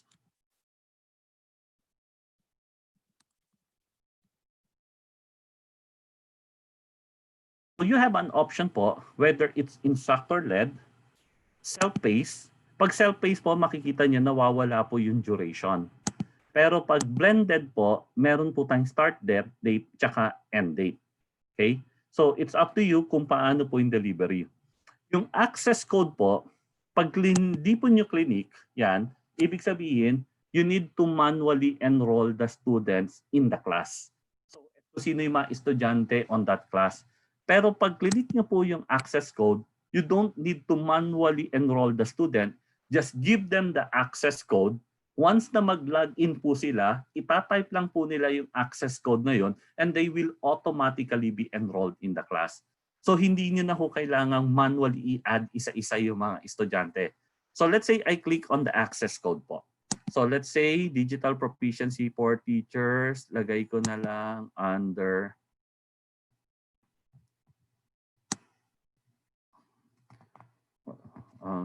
wala dito. Okay, under education na lang po. And then, save po. Okay, so di ba natatandaan, I asked for the access code. Ito po yung access code. So, you just need to give it to the students. And then, the students, pag nag-login po sila, they just need to type that access code and automatically, they will be enrolled in the class. Kung hindi nyo naman gusto yung access code, pwede ho kayong magdagdag ng student at a time. So for example, ito. So we have the course Digital Proficiency for Teachers. So sino po ang magtuturo dito? So ang gagawin ko lang po, I'll click the instructor and then mag-click lang po ako kung sino po yung magtuturo. So in this case, ito po siya po magtuturo. So save ko lang po siya, add ko lang. Mag-a-add po pala ako ng instructor. So pwede hong people picker. So pipili lang po ako dito sa mga teachers dito kung sino po magtuturo nitong class na to. For example, ito po si SP Camposano. Select ko lang po siya. Okay, so this teacher is now assigned to this class. So therefore, pag nag-login po si Esperanza Camposano, makikita niya po itong subject na to as part of her classes. So once you added the teacher, ang next po is to add the students. So ganun din po, just add students. So kung hindi ko nyo po i-add, ito pong code na to, bigay nyo lang sa estudyante and they will be the one to put in the code so they will be enrolled into the class. Pero kung hindi nyo po bibigay yung code, another option is just add and then you just send invitation para mag-enroll sila or pwede ho kayo mag-load ng file kung meron ho kayong copy from the registrar kung sino yung mga naka-enroll or pwede pong people picker din. So piliin mo yung mga estudyante that is enrolled in the class. So marami ho kayong options on how to enroll the student into the class. So send email or kung may Excel file na kayo coming from the registrar, we just need to put in the file. So lalagay lang po natin yung file. Add file. Okay? So drop nyo lang dito yung file and then automatically kung ano yung laman ng Excel file will be added as list of students na po for that particular class. Okay. So, meron na tayong teacher, may estudyante na, content naman. So for digital proficiency for teachers, ang gagawin ko po, meron po tayo di ba usually chapters dun sa course natin. So I will add lessons. So gagawin ko po, I click on lesson, add lesson 1. So let's say lesson or chapter 1. Okay, security awareness. Okay. You can put description, no? Okay. So now I have this lesson. Chapter 1, security awareness. Okay? Pwede ho ako magdagdag pa ng lesson. Chapter 2, email security.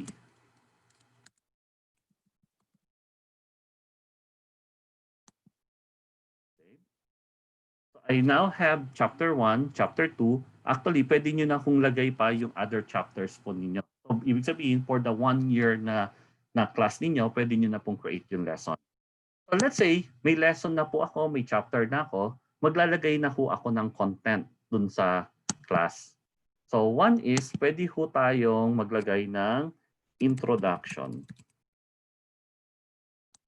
Okay. So dito po sa introduction, okay, mag-a-add na po ako ng content. So you can add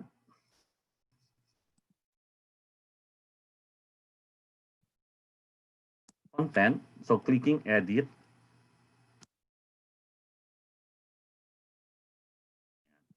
So pwede po kanina, teka lang, kuha lang ako ng files natin.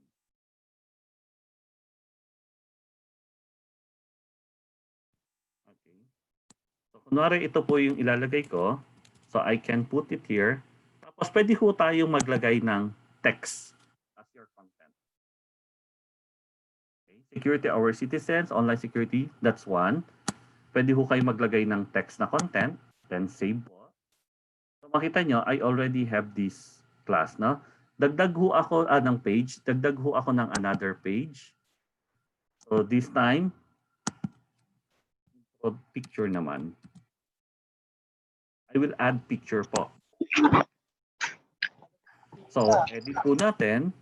So this time naman po, ang gagawin ko, mag-a-add naman po ako ng picture.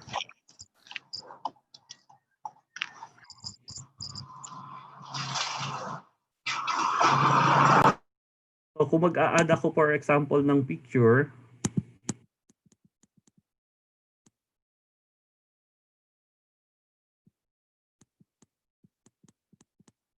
ay kung ano lumabas. So i-drag lang po natin dyan and then we can have the pictures already. Oops.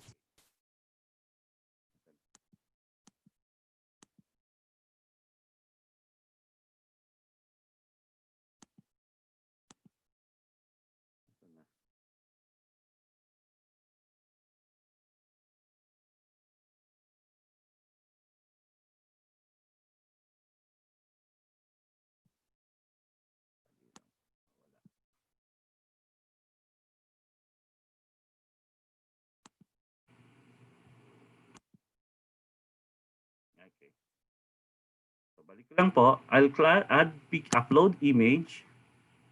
Tapos po, kung ito po yung lalagay kong picture, for example, lalagay ko po dyan. Ito lang po.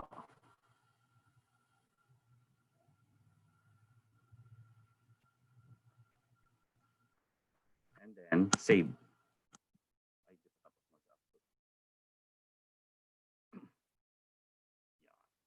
Save.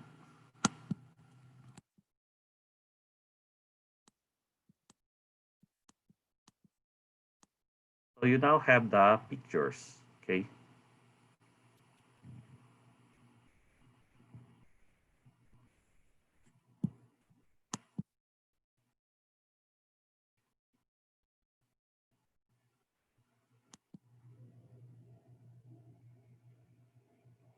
Okay. So you now have the pictures. Tapos po, pwede ho tayong mag-add ng another lesson. Add ulit. You can also add video.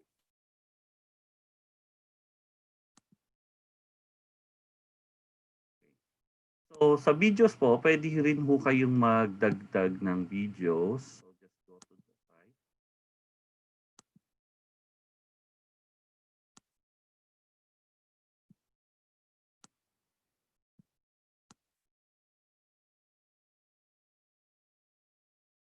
Mayata akong video.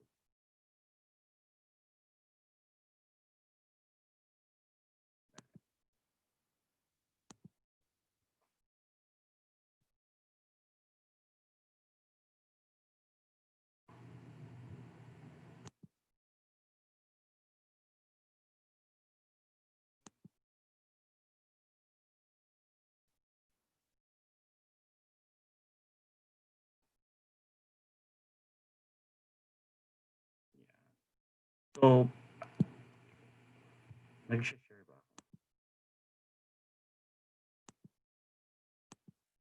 Okay. So you can also add videos. Edit po tayo. Kanina, I add pictures. Then ito naman po, if you want to add videos. Sana. Yeah.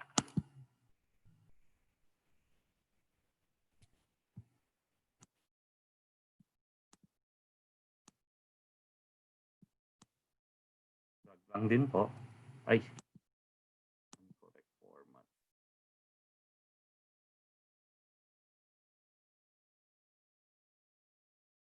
Hanap lang po ako ng ano.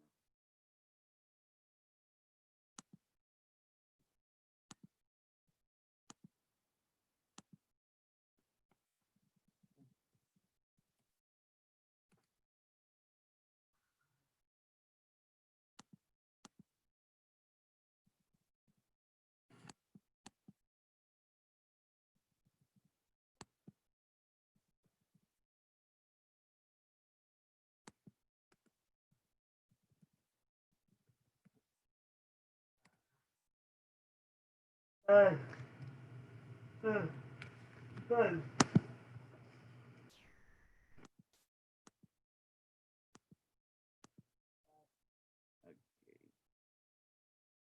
So, gawin natin. Wala kasi akong video. So, pag lagay na lang ako ng YouTube po. So, meron ho tayo. You can add YouTube link po. You have URL here. Tapos po, pwede kayong pumili ng gusto nyong URL. So, click mo po, for example, to. Then going back here. Tapos ito po yung URL natin.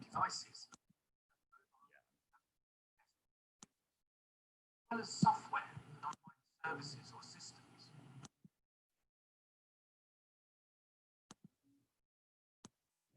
And then, save po.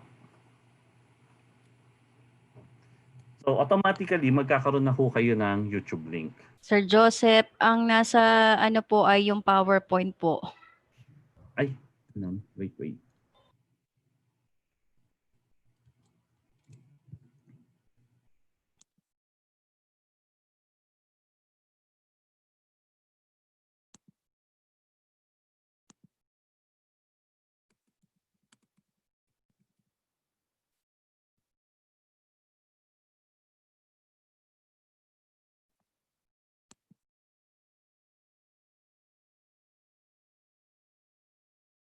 Managing our resources in an effective, efficient, and sustainable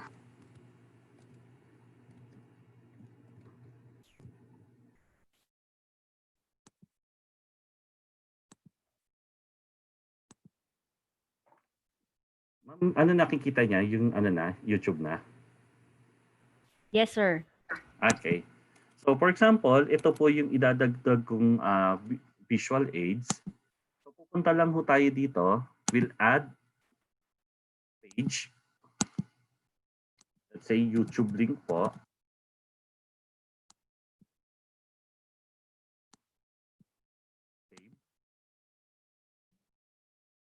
And then, edit po natin. So ito po yung link natin. All you need to do is just to put the link po of the YouTube channel. Tapos, just click paste.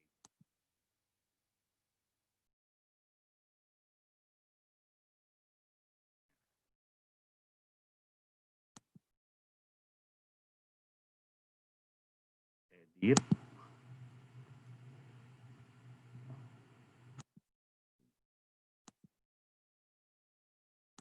Pwede rin to.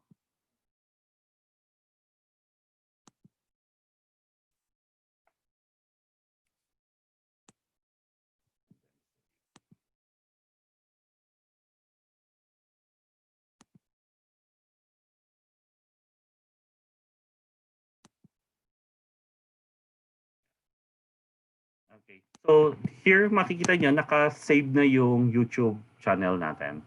So once meron na kayong mga content po, that means you can add text, you can add pictures, you can also add video. So you can also add quizzes po. So pagkatapos po natin, teka lang, patayin ko lang po. Okay, you can add quizzes po by adding, add quiz tayo. Okay, so let's say quiz 1 po. Okay. So category, pwede kong homework, quiz, participation, or practical test natin, or quiz. Then you can put here the start date po and the end date, kung anong oras. And then the grading system po. Because you can create your grading system po as one of the na pwede natin i-configure. So, ano yung passing rate, ano yung ano. Okay. Once you have the quiz, pwede na po tayong mag-create ng mga quizzes. Okay, questions sa quiz. Okay. So,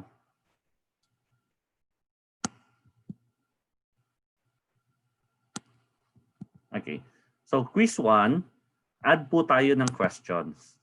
So, pwede po kayong mag-add ng true or false. So, phishing is a form of cyber threats. Okay. And then, pipili lang kayo kung true yung question, yung answer, or false. And then, save and add another. Okay, so aside from true or false, pwede rin po kayong multiple choice one answer. So that means pwede ho tayong maglagay dito ng question. Let's say, color. What are the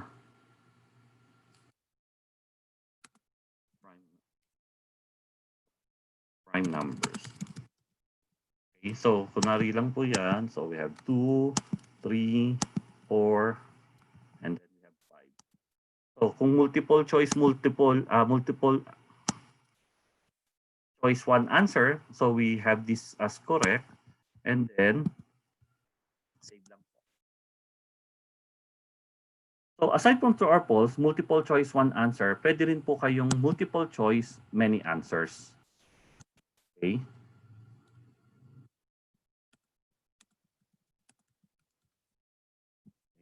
Then 2, 3, 4.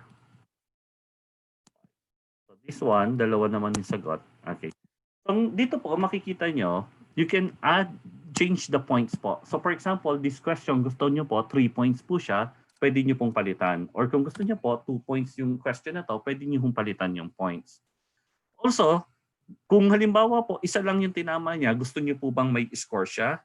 So kung gusto nyo, kung ayaw nyo, dapat pareho niyang maitama, so you will not put anything here. Pero kung gusto niyo po na pag may tinama siya na isa dito, let's say tinama niya yung sagot na to, pwede ho kayong magbigay ng 50% of the 2 points. So that means magkakaroon po siya ng 1 point.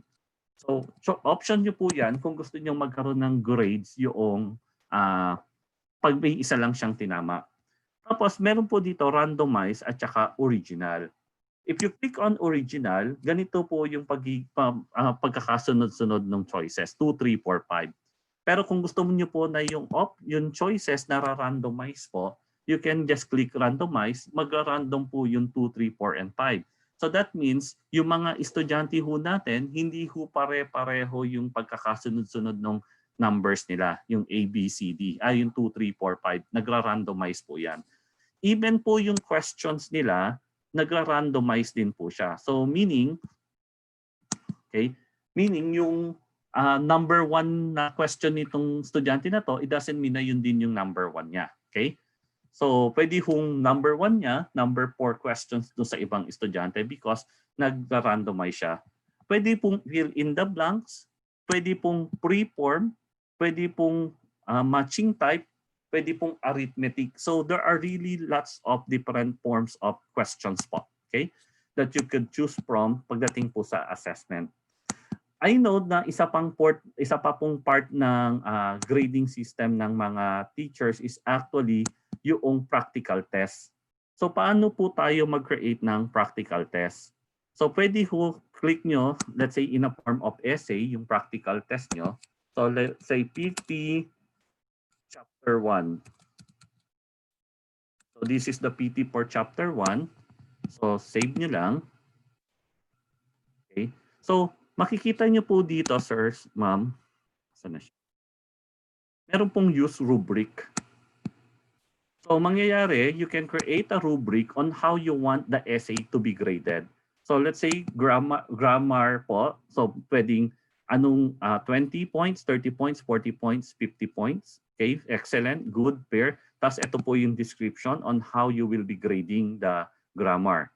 Tapos another criterion po, let's say is yung storyline. So pwede ho kayo maglagay ng rubrics. And lahat po ng learning management system platform, it's only the NEO has the capability to create rubrics. So which matches yung requirement ng DepEd na when you're grading the practical test po, it has to have rubrics po na kasama. Okay? So dito po, hindi nyo na ho kailangan i-manual. So all you need to do is after you define the rubrics, once na mag-grade ho kayo sa bata, pinipili nyo na lang po ito. Pagdating sa grammar, ito yung score niya. So pagdating sa ito yung score niya. So you can actually do that. Okay? So pwede po, pag ito pong link, ibig sabihin, ang gagawin ho ng bata sa practical test, pag essay po yan, pwede ho siyang mag-type dito sa essay. Pero kung halimbawa po, meron ho kayong activity, tapos let's say drawing, so ang gagawin niya po, pipicturean niya yung drawing, isesend niya po sa inyo, and then pagka-send niyo po, you will use the rubrics to grade the student or to grade the practical test. Kasi you can create the rubrics for that po. So therefore, pag lumabas po sa gradebook yan, babase na po yan dun sa rubrics and then magko-compute na lang po siya ng score at mapupunta po siya sa gradebook. Okay? So once the quiz and the content has been created po, ano na po yung next natin? So we will see the grades. Pero hanap na lang po ako ng course na meron na pong grades. So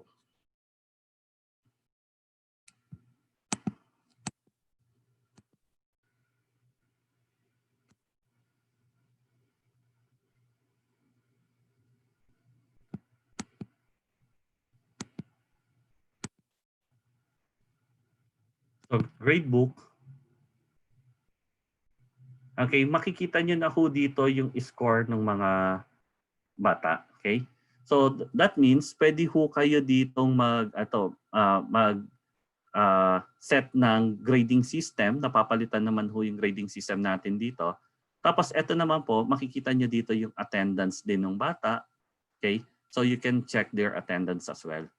So, tapos po, kung meron ho kayong grading system, pwede ho natin yan i-customize. For example po, quiz 1, quiz 2, quiz 3, average niya, tigta 10% siya.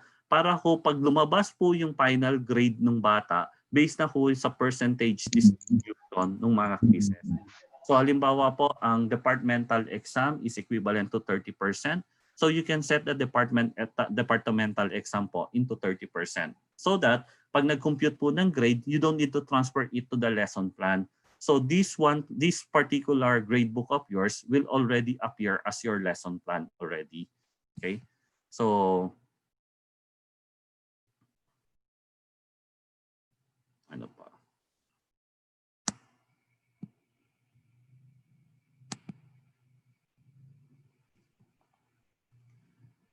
Wait.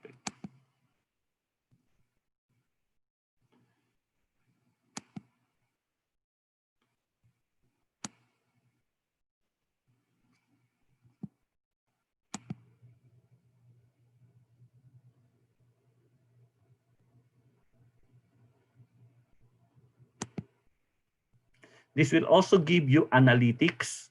Okay?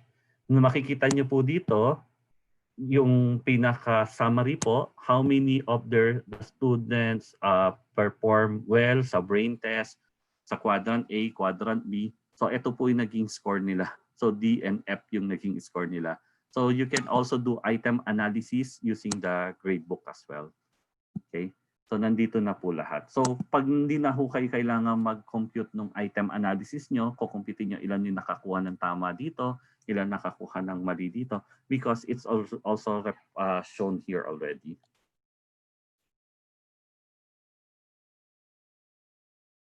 If you want a more detailed discussion po of our learning management system platform, we can actually give each school po a trial account. So just advise us, and then we will create a trial account for the school so that the teachers can actually practice this and can actually work on the panel. And then we can actually give detailed trainings po for the teachers on how to use the learning management system platform. Pero the best po is actually we can start by creating a trial account for the different schools and for the teachers so that you can explore this system and you can para ho makapag-create muna kayo ng mga content, and you will know how to create rubrics, how to create manipulate the grade books, and then how to create quizzes, assignments. So just advise us and we will create a trial account for you and for the school. Okay.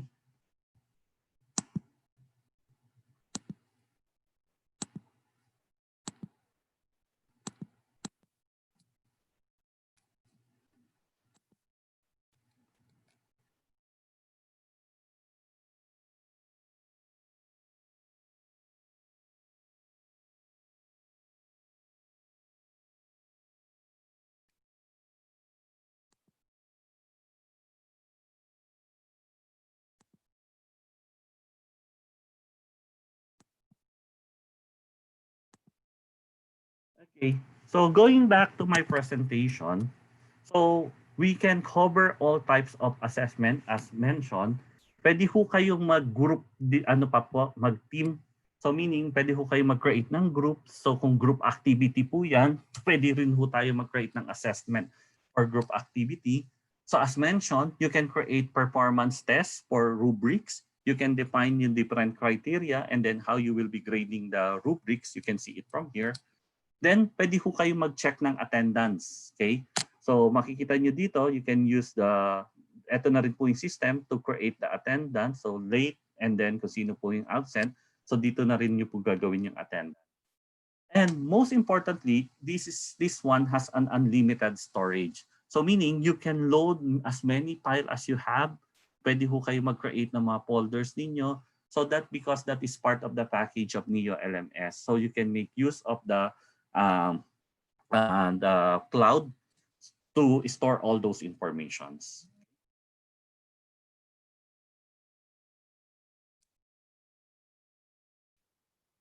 Okay, and then we have service differentiation. Okay, so how can you make your school different from others?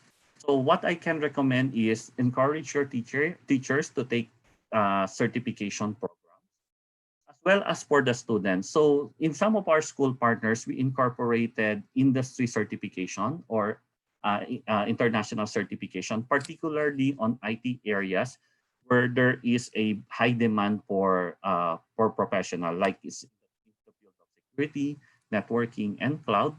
And then you can also incorporate security awareness curriculum in your school. So meron ho tayong mga available na security awareness program for middle school, for high school, and even for colleges. We also provide OJT program, okay, for cybersecurity. So Experts Academy have partnership with different schools, and we actually provide OJT program for senior high school and for colleges and university. So we provide trainings for the OJT. We make them certified. We give them actual exposure, and then they get actual experience by doing actual deployment. But the good thing here is that this can be done, yung OJT can be done used via remote access then. So they don't need to be physically in the office, but they can actually do some on-the-job training using remote access.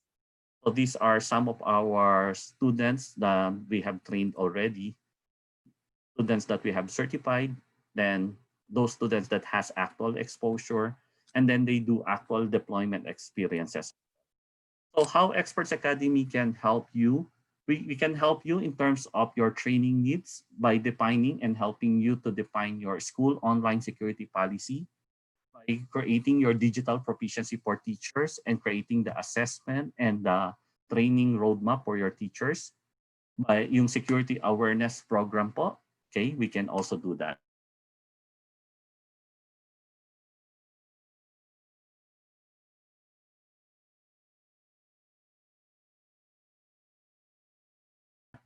We can also help you for your security on your digital adoption. So using your learning management system platform. And then we have other marketer.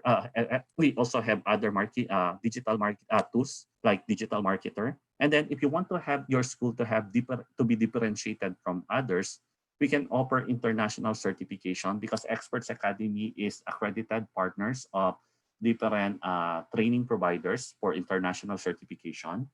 We also provide on-the-job training program for senior high school, and you can offer information security as a value-added services and incorporate it on the curriculum of the student. Okay, so I think that ends my presentation. So I am more than willing to provide you more detailed discussion po of the learning management system platform. So just advise us and email me on this number or text us on this number po. And we can actually arrange a trial of the learning management system platform. And then you can gather for all your teachers and your administrators, and we can conduct training on the use of learning management system platform. So the platform can be used for 15 to 30 days trial. And if you got interested, we can arrange it from there. So again, thank you so much for attending this seminar. I hope you learned a lot from the training, and please advise if you have questions. Okay, thank you, sir, for this very informative presentation. Actually, it gives us idea or additional inputs in the refinement of our school's LCP, yung binanggit niyo po kanina. As we are in the process of finalizing it, it is very informative. Ang daming takeaways. Salamat, sir. Actually po, magpapalit ako ng password mamaya. And of course, we wish also to have a school's LMS like the NEO LMS. Ang galing-galing po kasi. So before we proceed to entertaining questions, let me announce to our teachers that we will have to prepare a reflection paper stating our learnings in this session. This shall be consolidated by our department chairpersons.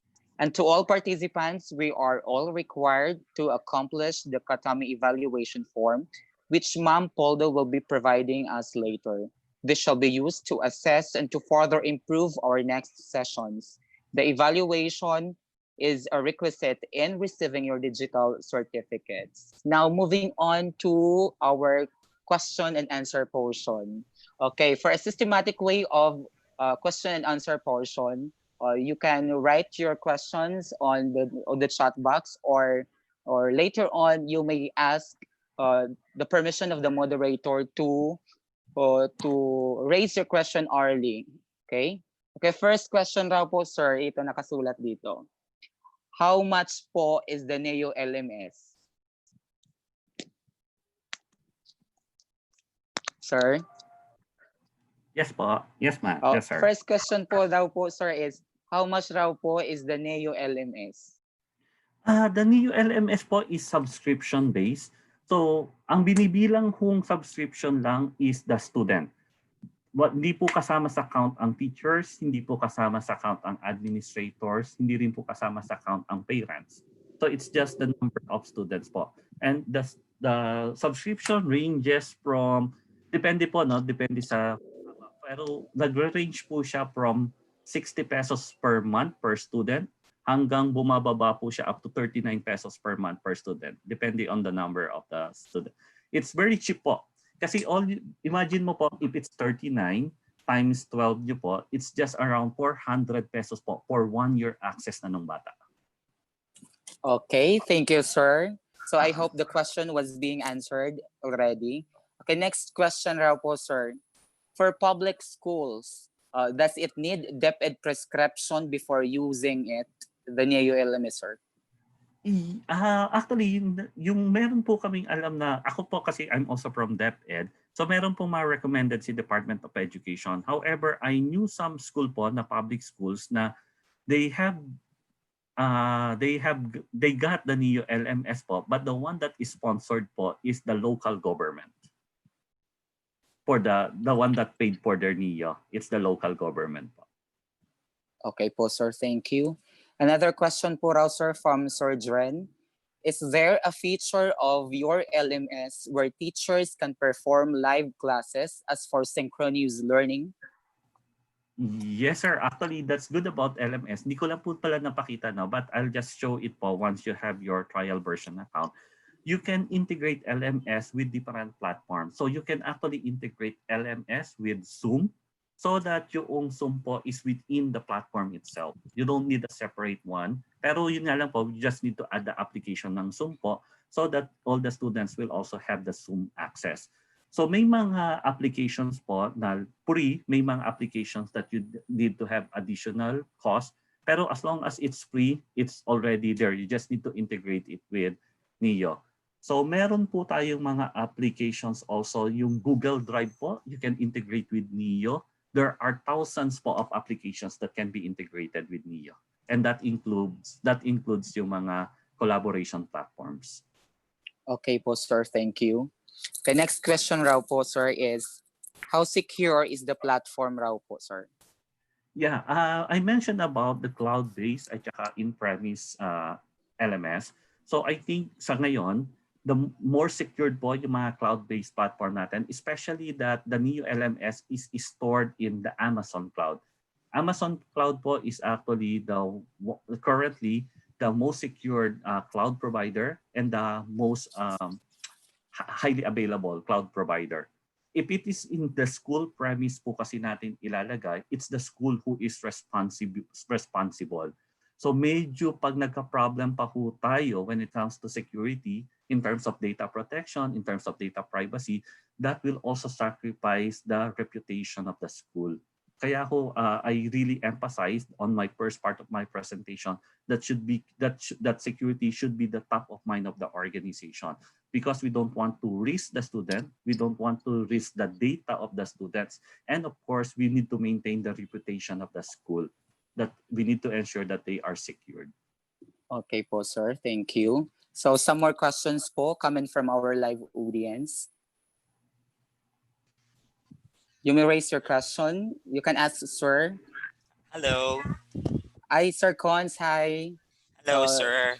Hi, Sir Aquino. Maraming po salamat sa information at napakaganda po. Welcome, Yeah, sir. thank you po. Welcome. May isang question lang po. Majority of our students are only using cell phones as their main tool to attend such class. If I may ask, sir, would that LMS would work on the cell phone or any tablet, something like that? Or it's that only web-based or computer-based?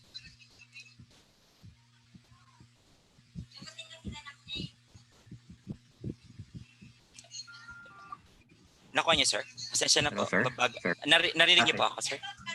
Mag-work po ba yung Neo LMS ninyo, sir, sa mga cellphones ng mga bata? Okay. Number one, sir, is yung dashboard po ni Neo is adaptive po kagad sa cellphone. So that's number one. So meaning, you can use it on desktop and then pag ginamit nyo po sa mobile phone, it's mobile phone adapted. And then secondly po is Neo LMS has offline mode as well. So pag sinabi nating offline mode, pag yung mga bata po can already download the content, tapos po while they are at home, naka-offline mode sila. Pero once they have the internet connection, magsi-sync lang po ulit for any updates po doon sa content. So yung mga bata po na wala hong internet connection, pwede ho silang sa bahay, wala silang internet, offline mode sila. Pero the moment that they have internet connection, let's say pumunta sila sa school or pumunta sila on common areas that has internet, magsisync lang po kung ano man yung update that they have done on their mobile phones. So I think that's the best way that we can adapt also dun sa mga estudyante na walang internet sa bahay. So Ay they po, salamat. we can offer online and offline mode and adaptive po siya for Android phones and iOS Salamat phones. po. Maraming po salamat.